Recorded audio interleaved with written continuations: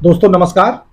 दोस्तों आज का विषय है कि अगर हमारे क्षेत्र में चकबंदी नहीं हो रही है, क्योंकि एक वीडियो इससे पूर्व में डाला था, उसमें बहुत सारे लोग यही कह रहे हैं कि हमारे यहाँ होनी चाहिए और वास्तव में बात सही है। लगभग 25 वर्षों में चकबंदी जहां हो भी गई होती है तो वहां पर लोग नालियां तोड़ देते हैं, चकरोडों को तोड़ लेते हैं और इतनी जगह बिक जाती है। मान लीजिए किसी व्यक्ति ने 2 खेत चकरोड के इधर और चकरोड के उधर अगर खरीद लिया तो उस चकमार को वो व्यक्ति तोड़ देता है और जमीन बिकती रहती है। तो कहीं एक किसान का खेत यहां पर है तो एक खेत दूसरा 2 किलोमीटर दूर पर है, तीसरा खेत 1 किलोमीटर दूर बाईं तरफ है। अगर किसान की पूरी जमीन 6 जगह हो गई तो ना तो किसान को सिंचाई करने में आसानी मिलेगी, क्योंकि मैं भी किसान रहा हूं, वकालत करने के पूर्व में मैं सारी परिस्थितियों से परिचित हूं। मैंने वो सारे काम किए हैं जो एक किसान करता है। तो मैं मानता हूं एक नारा जो था, सीमा पर जवान और खेत पर किसान, वो बिल्कुल सही है, उस नारे में कोई कमी नहीं है। दोस्तों ये तो अपनी निगाह और नजर का मामला है। कुछ लोग कहते हैं कि किसान का क्या मतलब है, किसानों पर वास्तव में राजनीति होती है, लोग किसान के असली दर्द को नहीं समझते।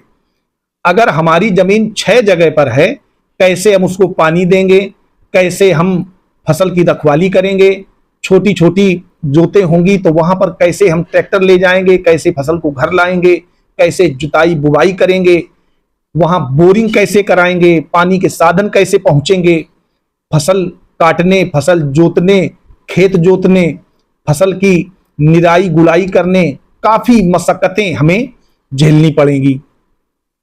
वही दोस्तों अगर पूरी जमीन हमारी एक ही स्थान पर हो, वो भले ही उसकी जो भी क्वांटिटी हो, तो हम उसकी बैरिकेटिंग कर सकते हैं आराम से।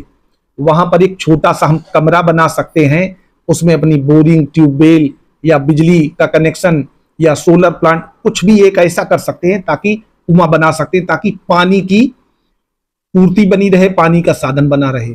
वहां से अगर हमें रास्ता रहता है वहां तक जाने का, रात्रि में या दिन में कोई बड़ा वाहन ले जाना है, ट्रैक्टर ले जाना है, हार्वेस्टर ले जाना है, तो आसानी होती है। जब भी हम कोई अपने खेती में ऐसा काम करते हैं जो हार्वेस्टिंग होनी है तो वहां से फसल ले आने में आसानी होती है।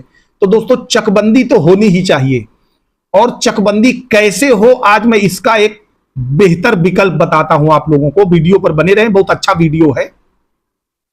दोस्तों चकबंदी करने के लिए राज्य सरकार को जब ऐसा प्रतीत होता है या उसको प्रतीत कराया जाता है, ये चकबंदी के एक्ट में लिखा हुआ है कि फला फला खंड में चकबंदी होना है। खंड का अर्थ होता है दोस्तों, जैसे आपने देखा होगा आपका एक गांव है, उस गांव से लगे हुए और 2-3 गांव होते हैं, वो मजरे होते हैं और एक प्रमुख गांव होता है।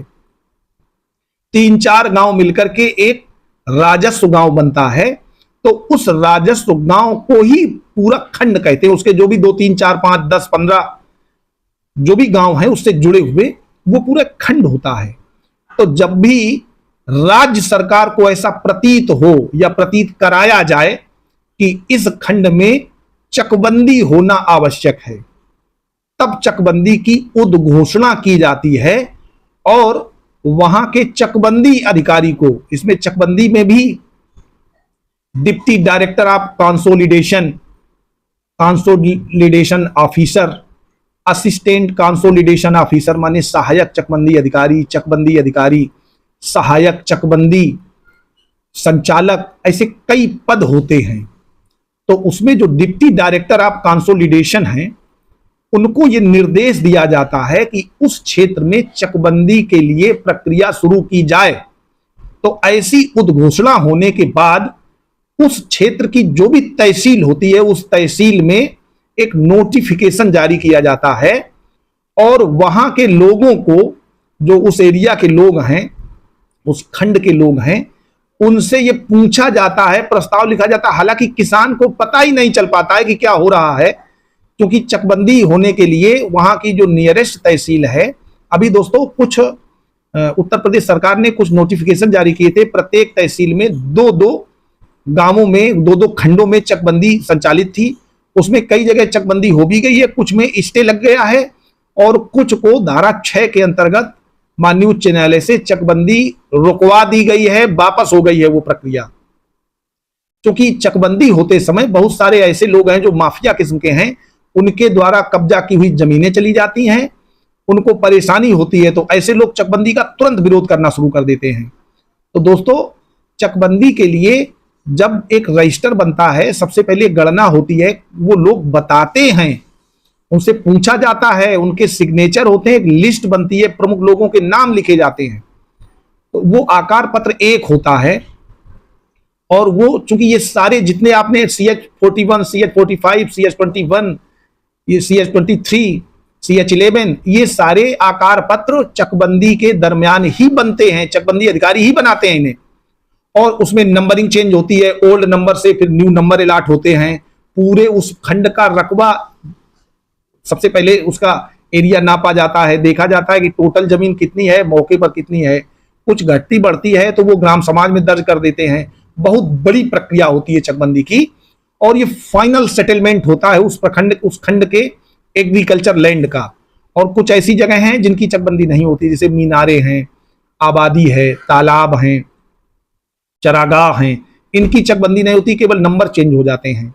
तो दोस्तों, चकबंदी कराने के लिए आप लोगों को राज्य सरकार के पास चिट्ठियां भेजनी चाहिए, उनको लेटर लिखने चाहिए। अगर किसान पत्र लिख करके मांग करते हैं कि हमारे यहाँ चकबंदी होनी चाहिए, बहुत आवश्यक है, और उनको जिलाधिकारी के माध्यम से ज्ञापन भेजते हैं, SDM के माध्यम से ज्ञापन भेजते हैं, और अधिकारियों के माध्यम से सरकार के पास ज्ञापन जाते हैं, तो सरकार को मजबूरी बस चकबंदी करनी पड़ेगी, उस एरिया में चकबंदी कराना आवश्यक हो जाएगा।